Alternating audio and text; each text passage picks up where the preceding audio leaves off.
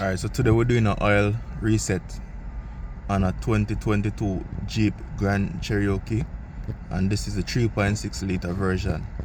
So what you want to do first is, without pressing the gas pedal, press the start stop button, put it in the run position,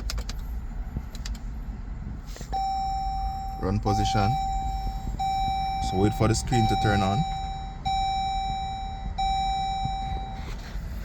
So shift the focus now to the left hand side of the steering wheel. You're gonna see the navigation buttons. You can press them up and down.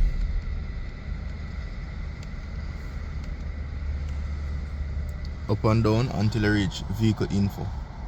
So the up arrow and down arrow. So you scroll up or down until you see vehicle info.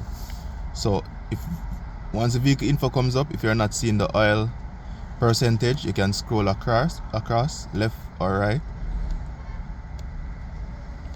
until you reach the oil reset part. So once you are at that screen, you press the OK button. Press OK, hold OK to reset, and then you're at 100%. So you can go ahead and start now.